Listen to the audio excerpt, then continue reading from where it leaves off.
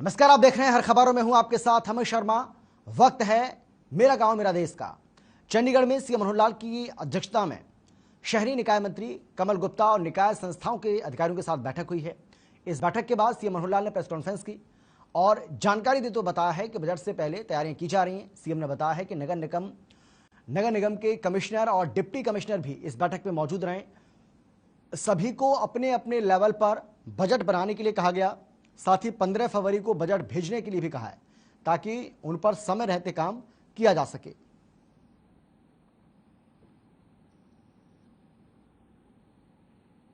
Budget से पूर्व की जो तैयारी के नाते से बैठकें हैं, एक बैठक हमने सामूहिक की है, बहुत से विभाग और उनके सेक्रेटरी सब आए थे, लेकिन कुछ विभागों की अलग से एक्सक्लूसिव बैठक तय की थी। उसमें अर्बन लोकल बॉडीज है, रूरल डेवलपमेंट है, हेल्थ है, एजुकेशन है। तो उसमें आज अर्बन लोकल बॉडीज के सभी हमारे जो डीएमसीज हैं उनको बुलाया था, अधिकारी सारे डिपार्टमेंट के थे और सब बातों पर चर्चा की गई। जो अभी तक करते आ रहे हैं उसमें और आगे कैसे बढ़ सकते हैं ताकि एक स्थानीय तौर पर भी हर एक लोकल बॉडी अपने अपने बजट बनाए और उस बजट में जो उनकी अपेक्षाएं हैं प्रदेश से वो रखें।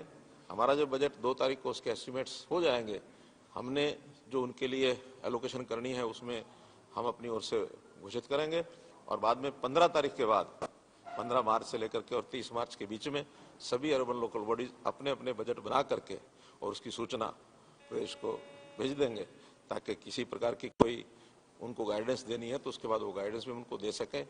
बजट तो पहले भी बनते हैं, लेकिन ध्यान में यह है कि अभी उतनी गंभीरता से वो बजट नहीं बनाए जाते और रियलिटी से काफ़ी दूर रहते हैं। लेकिन अभी रियलिटी के नज़दीक आकर के बजट बनाएं ताकि प्लानिंग ठीक बने और फिर उनकी अपनी एक जो सेल्फ गवर्नमेंट है उसका एहसास भी उनको हो, क्योंकि इनकम, निश्चित इनकम प्रदेश से, सेंटर से जो फंड्स मिलते हैं वो तो है ही है, अपनी स्वयं की इनकम भी कैसे वो बढ़ा सकते हैं जिसमें से अपने विकास के कामों को तेज गति से कर सकें। इसमें जो उनके कमिटेड एक्सपेंसेस हैं वो हमने सुनिश्चित किया है कि जो प्रदेश से हम फंड्स देते हैं उसमें हर महीने कमिटेड एक्सपेंसेस उनको जरूर मिल जाए ताकि किसी प्रकार की सैलरी का, बिजली के बिल का, कोई रेंटल कोई एक्सपेंस है उनका, उसमें कठिनाई ना आए, वो रेगुलर काम चलते रहें और विकास के नाते जो फंड्स इधर से मिलते हैं या फिर वो अपने फंड्स जितना उनकी इनकम है उसमें से ज्यादा विकास के काम वो करवा सके। 74वां अमेंडमेंट जो हुआ था संविधान में, उसमें ये कहा गया है कि ये सब स्थानीय जो इकाइयां हैं, चाहे पंचायती राज है, चाहे अर्बन लोकल बॉडीज हैं, वो अपने पैरों पर खड़ी हों और उनमें 18 फंक्शंस बताए गए हैं कि वो 18 फंक्शंस वो अपने आप करें। उसमें फंड्स केंद्र से भी आते हैं, प्रदेश से भी जाते हैं। हमारा जो स्टेट फाइनेंस कमीशन है उसके माध्यम से हर वर्ष कितने फंड्स जाने हैं, जैसे पिछले वर्ष 6% का एक कमिटमेंट था, इस बार 7% का किया है। बल्कि इस बार कमीशन ने रिकमेंड किया कि 2% फंड्स स्टेट गवर्नमेंट अपने हाथ में अलग से वो जो कम आय की जो हमारी म्यूनसिपैलिटीज हैं उनको देने के लिए डिस्क्रिप्शन भी अपने हाथ में रखें। वो मोर और लेस 9% वो जाता है। 2% जो रजिस्ट्रेशन का यानी जो मिलता है स्टाम्प ड्यूटी, वो स्टाम्प ड्यूटी भी उनको अलग से दी जाती है। और बिजली के जो बिल होते हैं उसमें भी 2% के जो सरचार्ज है वो म्यूनसिपैलिटीज के लिए, म्यूनसिपैलिटीज के लिए, गांव में, ग्रामीण क्षेत्र में गांव की पंचायत के लिए वो भी रिजर्व किए गए हैं। इसलिए वहां स्थानीय इकाई पर इनकम कैसे ज्यादा बढ़े इसके लिए प्रदेश भी सहायता करता है। स्थानीय तौर पर कुछ योजनाएं वो बना सकते हैं, लेकिन बहुत बड़ा कोई टैक्सेस का बोझ स्थानीय जनता पर उनके कारण से आएगा ऐसा नहीं है। इसमें गाइडेंस तो स्टेट की ओर से उनको दी जाती है। अभी नई एडवर्टाइजमेंट पॉलिसी हम लेकर के आ रहे हैं, उसमें भी म्यूनसिपैलिटीज की इनकम का काफी बड़ा साधन बनेगा। देखिए, क्योंकि मिस हैंडलिंग तो कुछ लोगों ने की है, खास करके हमने भ्रष्टाचार को रोकने के लिए या जो अनप्लैन्ड डेवलपमेंट चल रही थी उसमें 7A को लगा करके, ताकि जो अनअप्रूव्ड कॉलोनीज जो जगह जगह बनने की जो एक प्रवाह चला हुआ था उसको रोकने के लिए नहीं बनाया था। फिर भी कुछ जगह उसकी अनदेखी करके बिना एनओसी के और रजिस्ट्रियां जो की गई हैं उसमें से डिपार्टमेंट की फाइंडिंग ये है तो उनके खिलाफ एक कार्रवाई करने के लिए लिखा है। तो एक अच्छा स्वागत योग्य स्टेप है कि ये भ्रष्टाचार को रोकने के लिए सारे काम उनको करने हैं।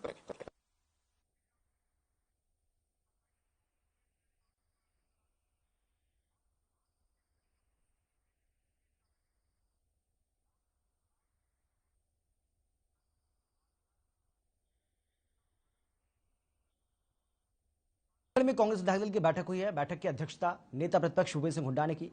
बैठक के बाद भूपेंद्र सिंह हुड्डा ने बताया है कि इस बैठक में बजट सत्र को लेकर रणनीति बनाई गई है। हुड्डा ने बताया है कि बजट सत्र में कौन कौन से कॉलिंग अटेंशन लाए जाएंगे, उस पर चर्चा की गई है। बैठक में चर्चा को लेकर कल 12 बजे प्रेस कॉन्फ्रेंस भी की जाएगी।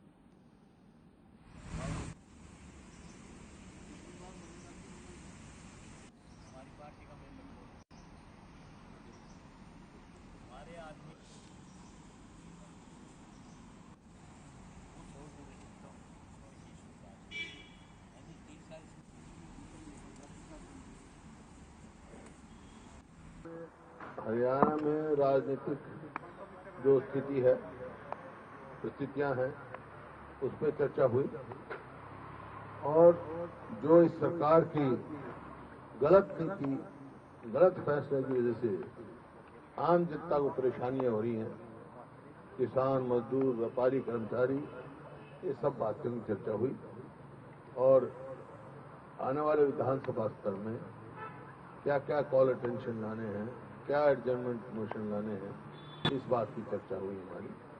और बाकी जो हर विधायक साथी के उसके यही आई बात कि लोग बहुत परेशान हैं। हर फैसला इस सरकार का जन विरोधी फैसला है।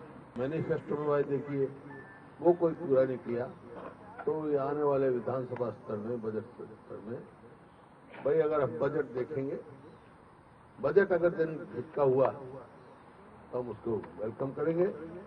उम्मीद नहीं है सरकार से कि जो अब तक जितने बजट दिए हैं, जन विरोधी दिए हैं, कर्जा बढ़ाने का एक काम किया है।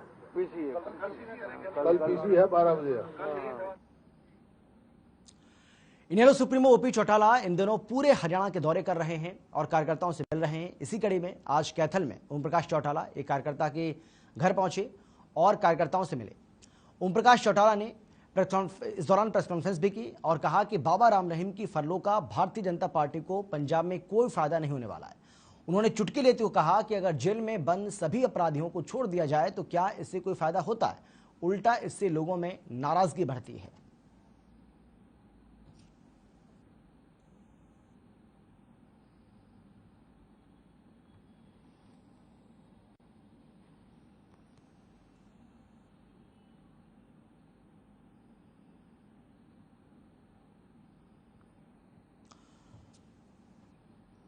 इनेलो सुप्रीमो ओपी चौटाला लगातार कार्यकर्ताओं से मुलाकात कर रहे हैं। हरियाणा के अलग अलग इलाकों का वो दौरा कर रहे हैं, लोगों से मिल रहे हैं, कार्यकर्ताओं से मुलाकात कर रहे हैं। और आज उनकी ओर से एक बड़ा बयान दिया गया जब उनसे पूछा गया कि राम रहीम के फरलो पर जेल से बाहर आने का क्या बीजेपी को किसी तरह का कोई फायदा पंजाब में या फिर किसी और प्रदेश में मिल सकता है। तो उनका साफ तौर पर कहना है कि किसी भी कैदी के जेल से बाहर आने के बाद क्या आपको लगता है कि उसका फायदा उसको मिलेगा? किसी भी पार्टी को इसका फायदा नहीं मिलने वाला है। रादौर के गुमथला गांव में स्थित इनकलाब मंदिर में स्थापित महान क्रांतिकारी मंगल पांडे की प्रतिमा का विधानसभा अध्यक्ष ज्ञानचंद गुप्ता ने वर्चुअल माध्यम से अनावरण किया। इस मौके पर विधानसभा अध्यक्ष ज्ञानचंद गुप्ता ने कहा कि शहीद हमारे देश की धरोहर हैं। मेरा सौभाग्य है कि आज़ादी के आंदोलन की शुरुआत करने वाले प्रथम क्रांतिकारी मंगल पांडे की प्रतिमा का अनावरण मेरे से करवाया गया। साथ ही उन्होंने केंद्र सरकार से शहीदों को संवैधानिक रूप से शहीद का दर्जा दिए जाने की मांग भी की। पूंजीपतियों से ये कहा था, मुझे लगता नहीं कि इससे कोई बीजेपी को फायदा होगा, बल्कि जेल में जो मुलजम है उन सबको छोड़ दे तो क्या इससे कोई लाभ मिलता है? उससे लोगों में और ज्यादा नाराजगी बढ़ती है। आज इस देश का हर नागरिक, चाहे कोई किसी भी धर्म और मजहब को मानता है, किसी जाति का है, किसी वर्ग से जुड़ा हुआ है, और चाहे किसी के रोजगार कारोबार का कोई भी साधन क्यों ना हो, चाहे हिंदू है, सिख है, मुसलमान है, ईसाई है, आज इस देश का हर नागरिक मौजूदा लुटेरी सरकार से दुखी है, परेशान।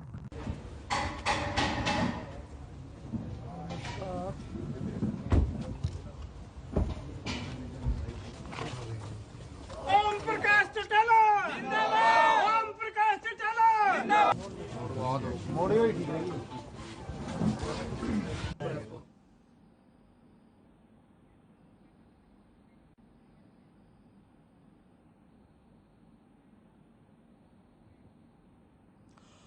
मुख्यमंत्री दुष्यंत चौटाला की अभिनंदन रैली को लेकर युवा प्रदेश अध्यक्ष रविंद्र सांगवान ने रेस्ट हाउस में प्रेस वार्ता की, जहां उन्होंने बताया कि महम हलके की हल्का स्तरीय रैली को लेकर सभी गांवों में निमंत्रण देने के लिए लोगों के बीच जाएंगे और पार्टी को मजबूत करने का काम करेंगे। साथ ही बताया कि क्षेत्र में विकास कामों में किसी तरह की कमी नहीं आने दी जाएगी। 27 फरवरी को महम 24वीं चबूतरे पर जननायक जनता पार्टी की अभिनंदन रैली होगी और इस दौरान रैली को अजय चौटाला संबोधित कर सकते हैं।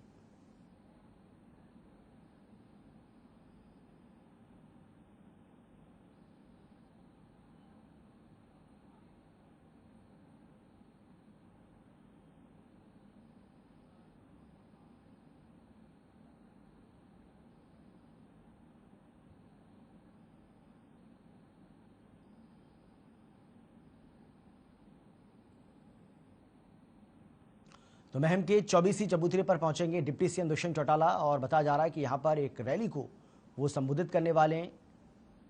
जननायक जनता पार्टी की ओर से ये रैली यहां पर आयोजित की जा रही है, जिसको डिप्टी सीएम दुष्यंत चौटाला संबोधित करेंगे और इसकी तैयारियां लगातार यहां की जा रही हैं।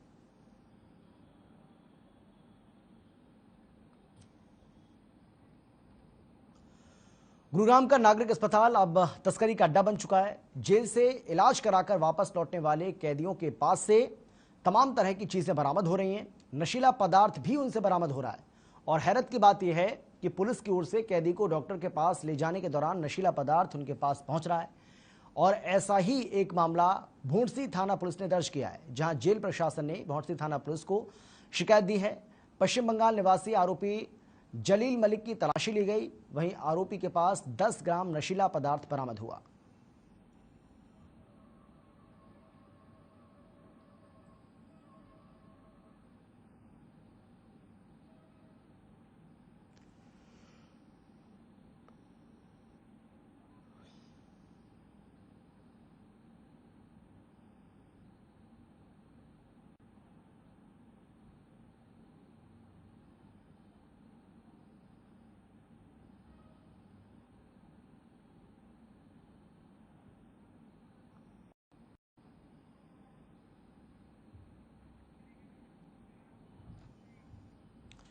और अब झज्जर की बात करते हैं। झज्जर में जहां कोविड महामारी की वजह से अनाथ हुए बच्चों की आर्थिक सहायता मुहैया कराने के लिए सरकार ने योजना चलाई है, जिसके चलते बच्चों को हर महीने 2500 रुपये की मदद दी जा रही है। इसके लिए सरकार ने सर्वे शुरू किया।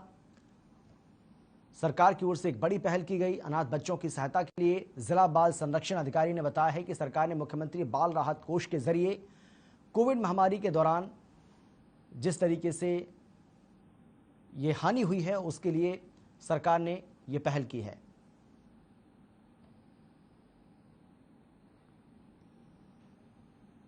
ऑफिस में वो लोग कर सकते हैं। कोविड से अनाथ हुए हैं बच्चे, उनके लिए सरकार ने एक स्कीम का अनाउंसमेंट किया था, मुख्यमंत्री बाल सेवा योजना जिसका नाम है, जिसके तहत कोविड में जो अनाथ हुए हैं बच्चे, जिन्होंने अपने माँ बाप को खो दिया है, उसके लिए उनको वित्तीय सहायता सरकार प्रदान कर रही है, जिसमें कि उनको प्रति माह 2500 रुपये 18 वर्ष के होने तक उनको दिया जाएगा। स्कूली शिक्षा के लिए उनको 12,000 रुपये प्रति साल दिया जाएगा, ताकि वो अपनी शिक्षा को कंटिन्यू रख सकें। फिर उसके बाद जो 8वीं से 12वीं तक के बच्चे हैं, उनके लिए उनको स्कूल का पाठ्यक्रम कंप्लीट करने के लिए टैबलेट्स उनको दे रहे हैं। जो बच्चियों की शादी होगी उसके लिए जो आर्थिक सहायता है वो 51,000 रुपये की रखी गई है। ये सारी चीजें सरकार ने अनाउंस की है।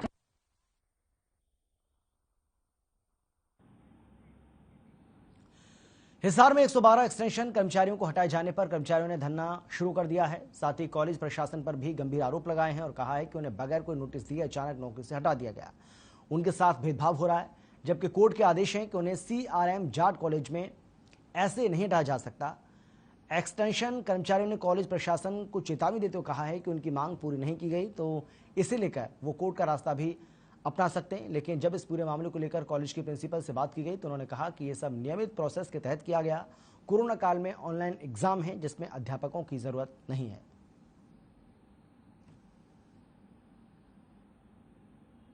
नहीं डरेंगे, नहीं हटेंगे, नहीं डरेंगे।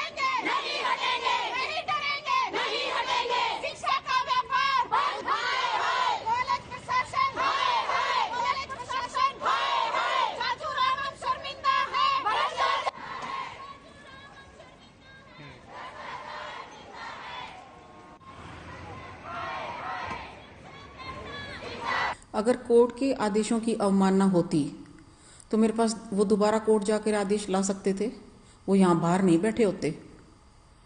दूसरी बात, ये एक रूटीन प्रोसेस के तहत किया गया कार्य है।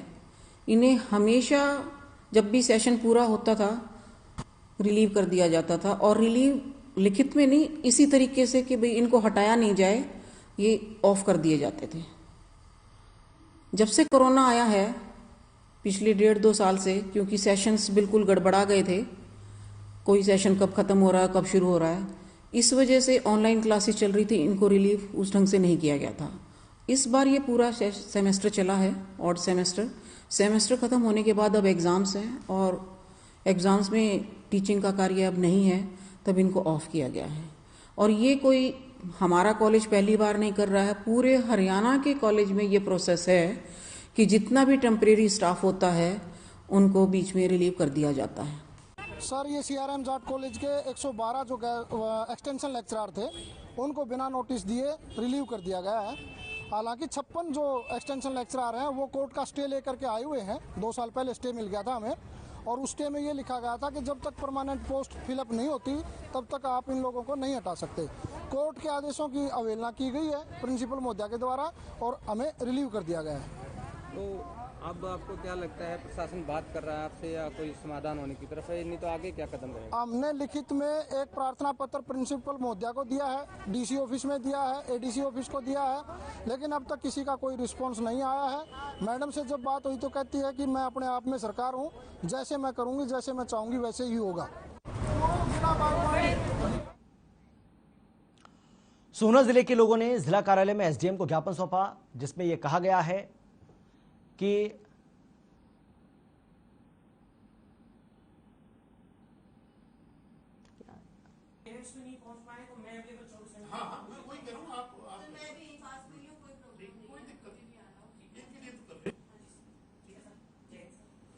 जो भी लेना चाहे बच्चों के लिए कहीं कोई जरूरत हो मैं नमस्ते।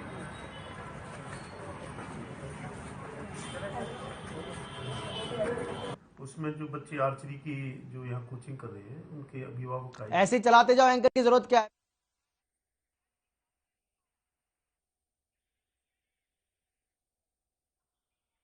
शॉप्स बनी है तो इनको बता दिया गया है वो शॉप्स केवल 10 फीट गहराई में अंदर जाएंगी, 10 फीट इनको दूसरी तरफ एक्सटेंड किया जा रहा है। इनका मैदान, इनकी सुविधा एज इट इज रहेंगी, बल्कि सुविधाओं में हमने सुधार करने का, जैसे वाटर कूलर है, इनके लिए फेंसिंग है, वो सुविधा दी गई। सभी बच्चों और पेरेंट्स SDM साहब से मिले ताकि बच्चों को बेटर सुविधा वहाँ मिल सके, और वहाँ पे जो कॉमर्शियल बनने जा रहा था उसके बारे में डिस्कस किया था। तो उस SDM साहब ने हमें बताया और एश्योर किया है कि बच्चों को कोई सुविधा कम नहीं होगी और सुविधाएं बढ़ाई जाएंगी। कोई भी मीटिंग में उनकी 3 नाम ले लो, उनसे कोई भी और को जरूर बुलाएंगे। वो पेरेंट्स भी नहीं पहुंच पाए तो मैं अवेलेबल 24 घंटे। हाँ, मैं वही कह रहा हूँ, आप मैं भी पास में हूं, कोई प्रॉब्लम नहीं, कोई दिक्कत नहीं, इनके लिए तो कर रहे हैं। ठीक है सर, जय हिंद सर। और जो भी लेना चाहे बच्चों के लिए कहीं कोई जरूरत हो नमस्ते।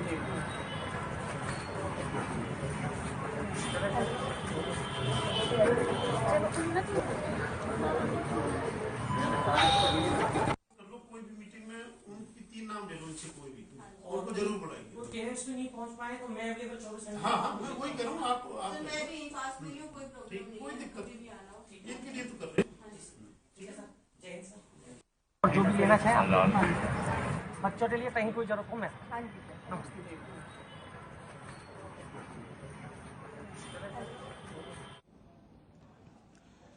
हिसार के हरियाणा कृषि विश्वविद्यालय में चौथी चरण सिंह का वार्षिक कैलेंडर 2022 पर फोटो हटाए जाने का विवाद लगातार बढ़ता जा रहा है। हालांकि विरोध प्रदर्शन के बाद नए कैलेंडर जारी किए गए, जिस पर चौधरी चरण सिंह का फोटो भी लगाया गया है, लेकिन फोटो हटाए जाने का विरोध करने वाले हिसार के डॉक्टर विनीत महला के तबादले को लेकर मामले ने तूल पकड़ लिया है, जिसके चलते 3 दिन से HAU के गेट पर धरना लगातार चल रहा है। वहीं प्रशासन की ओर से प्रदर्शनकारियों को बातचीत के लिए बुलाया गया है। अब देखना यह होगा कि क्या प्रशासन और प्रदर्शनकारियों के बीच इस मसले का हल हो पाता है।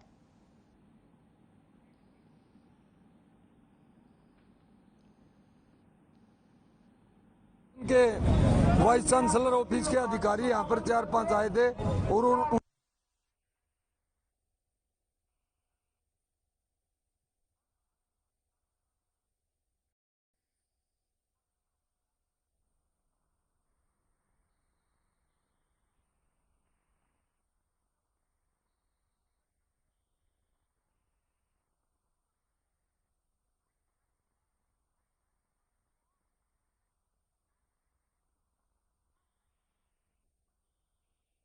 कलेक्टर विनय महिला के साथ पगड़ी संभाल अंडे बाइकों के बोला तंबू को नहीं लाड़ दिए अपने घर के बालक है। और फिलहाल इतना ही छोटे से ब्रेक के बाद फौरन लौट रहे हैं। आप देखते रहिए हर खबर।